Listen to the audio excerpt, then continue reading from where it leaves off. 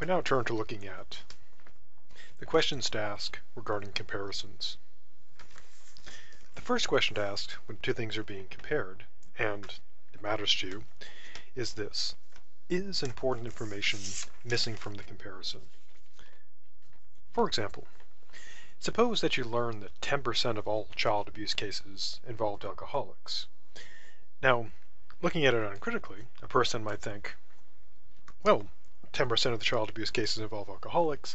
That means that 90% of them involve people who are not alcoholics. So it would seem ideal, if one is looking for someone to take care of their children, to get an alcoholic, because 90% of child abuse is by non-alcoholics. However, there's some rather important information missing, namely this.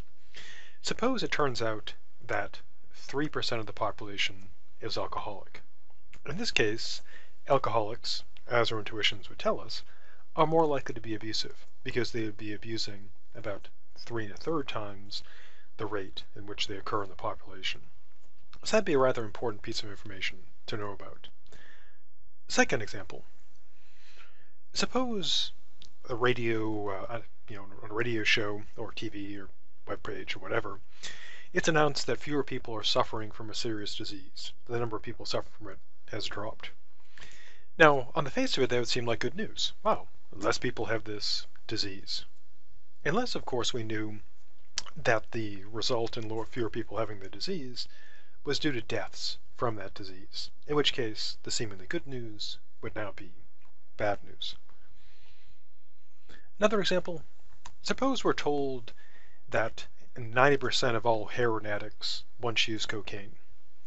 Now, this may seem to say something important, but of course without additional information, this is rather meaningless, since 90% of them probably listened to some music by the Beatles, or had Happy Birthday sung to them, and so we need more information.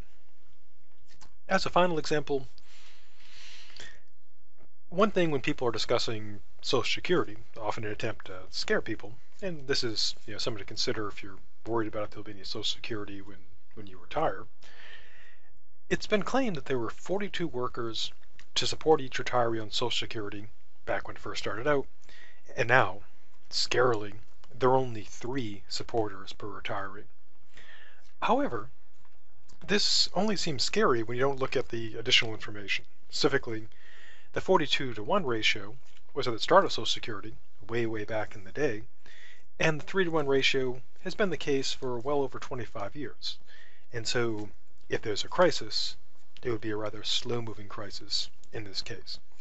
Now, of course, this is not to say there are not issues with Social Security, but when people try to present the scary thing, it was once 42-to-1, and now it's 3-to-1, one should look into the facts. So the general rule when a comparison is being made, an important question to ask is there important information that would clarify this that is missing?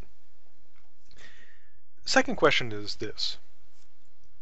And it's actually 2 questions jammed together, but we'll treat them as one, kind of a 2-for-1 deal. First, is the same standard of comparison being used? Are the same reporting and recording practices being used? And this is important, because if we don't have the same standards and the same practices, then the comparison could be rather misleading. For example, in 1994, the unemployment rate increased by 0.5 percentage point. Now, 0.5 percentage point doesn't sound, like much, but of course, it is a significant increase, because when you put the unemployment over a large population, it's a relatively large number of people. But this was actually caused by not people being out of work, but redefining unemployment. As another example, if we say the unemployment rate has dropped, then allegedly more people are employed, and it turns out this is done by categorizing unemployment differently, that too would be misleading. So if we don't have any more people working, we've just sort of reclassified what is to be unemployed. That is, of course, a misleading comparison. Another example, in 1993, there was a sudden increase of 50,000 new AIDS cases. Now, of course, that might seem kind of terrifying. suddenly 50,000 new cases appear out of nowhere, which is rather scary. However, it's important to consider, why did this occur? And it turns out what it occurred from was not suddenly people getting infected, but the government redefined the definition of the disease. To use another example, consider the increase in autism cases. Now, one possibility worth considering is this, that perhaps the number of autism cases have not increased as greatly as has been claimed because of there being more autism, but it may be because there's more investigation, and we're not using the same standards. So back, say, like when I was a kid, people wouldn't be diagnosed as having autism, but the same kid today would be diagnosed by today's standards as having autism. A final example, also medical, is considering looking at causes of death. Now, if we say a particular cause of death, say by cancer, has increased dramatically over time, one thing you have to consider is what sort of data we're looking at. So if we go quite a ways back, the listing of cause of death would often be pretty vague. And so we can't really be sure like how many people died of, say, cancer back in the 1600s, 1700s, and of course way back in the past, because they wouldn't typically list as a cause of death something like pancreatic cancer. They might list something involving the imbalance of phlegm or bile, or just the person died. They may have no idea. So we have to consider that. Are the same standards being used? The third question is this: are the items comparable? In other words, are we comparing apples to apples or apples to, say, llamas? For example, if we were comparing, say, tourism in China in the summer of 2007 with today, that would not be very comparable, because back then, we're comparing 2007, 2008 to today, not very comparable, because back in 2008, China had the Olympics, and obviously tourism would probably be a little down. So even though it's correct to say tourism would be less, it would not really be comparable. So if you were, say, in charge of Chinese tourism, and you saw a decline from the Olympics to today, need not be terribly worrisome. In fact, it'd be exactly what would be expected. Another example, comparing athletic records of the past with current records. Looking at, for example, number of home runs hit, speed, etc. And one thing to consider, of course, is this. One, equipment and training have increased dramatically, which can impact it. Also, in terms of, say, overall number of home runs, as sports people often point out, if there are, many, many more, say, baseball games being played per year, then someone who's, playing in many, many, many more games has a better chance of getting, more home runs, etc. And so it's important to consider like how long a season was, say, back in the day, and how many games there are today. Also, of course, if we were comparing, say, times in biking and performance in sports, it's important to consider the impact of performance-enhancing drugs. So if we're going to say, like, athletes today are the greatest athletes ever, it's well worth considering how much the impact of performance-enhancing drugs has had upon them. So are they really so much better in terms of their abilities, or are they just more, medicated? As a final example, one thing that older folks often do, usually when they're saying they're not going to give any money or complaining about kids today, is to compare prices in the past to prices today.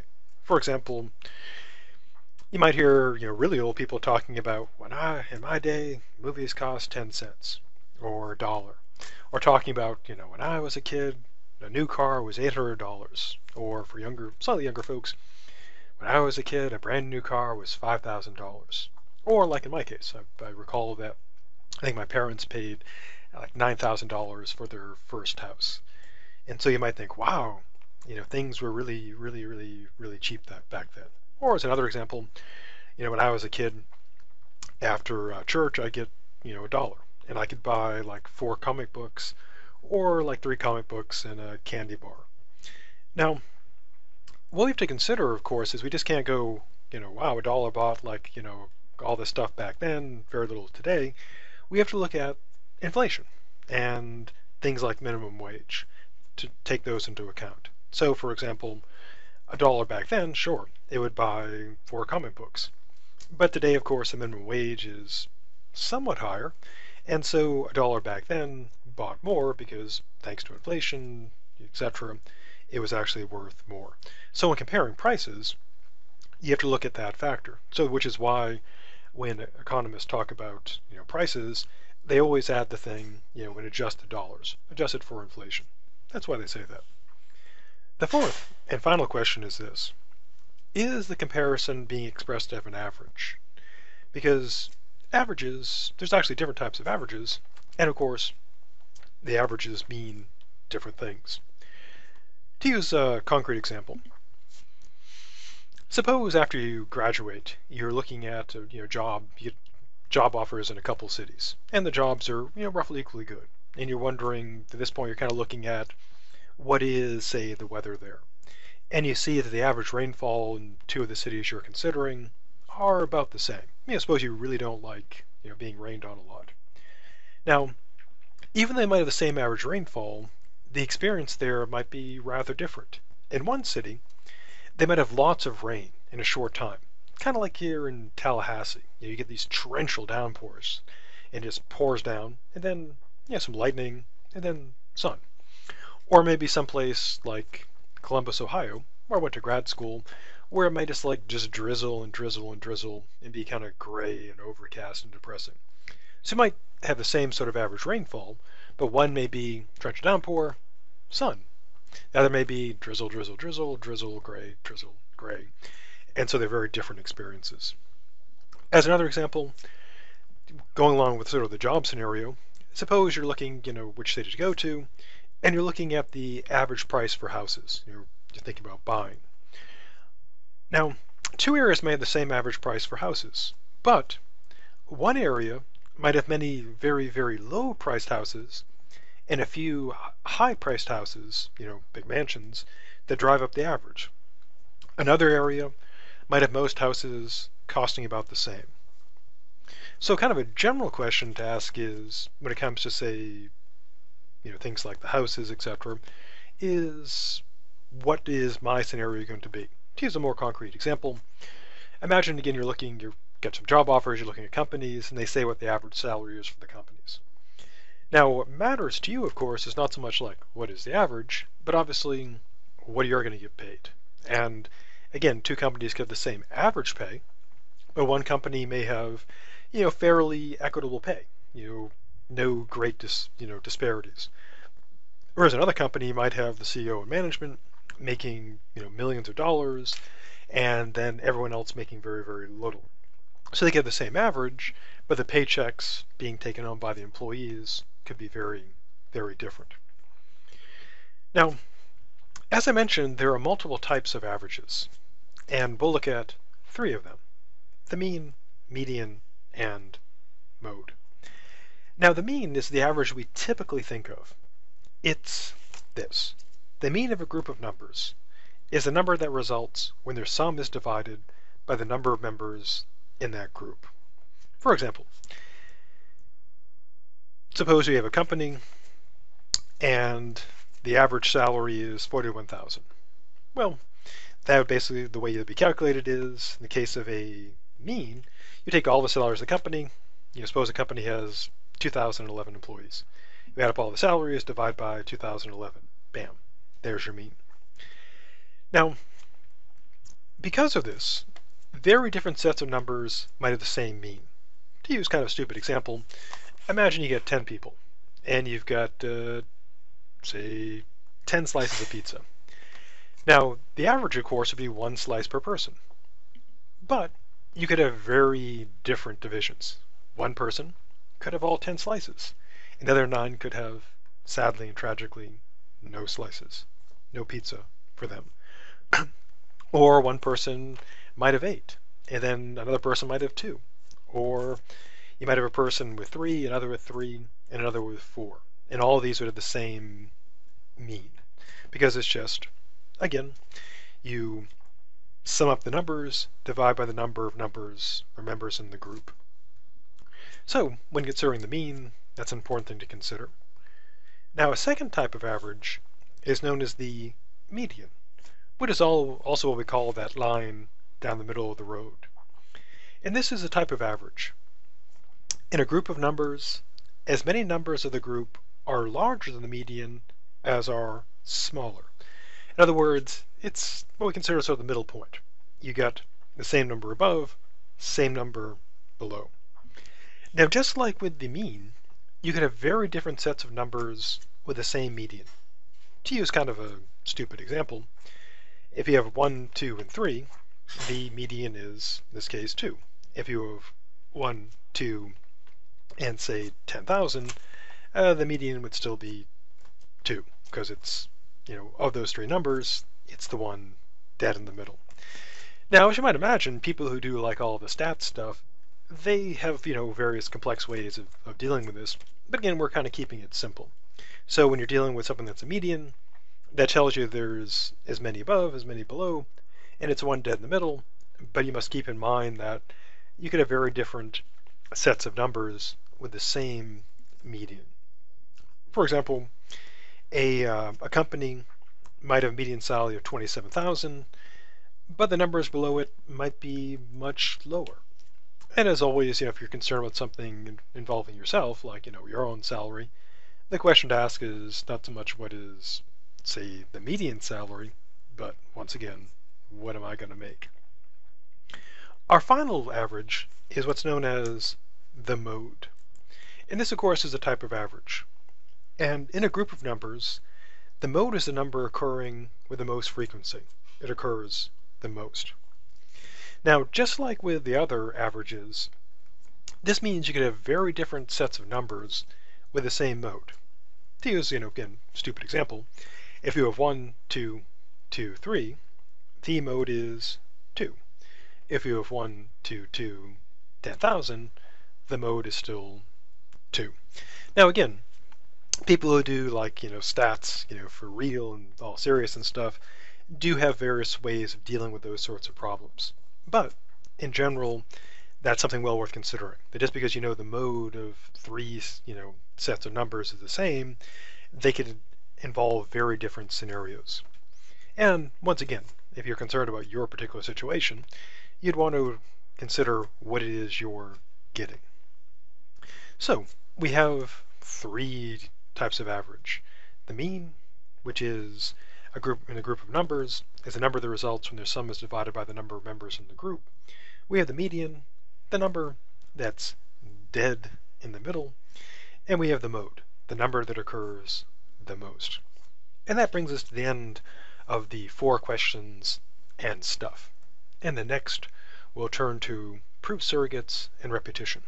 And next, we'll turn to proof surrogates and repetition.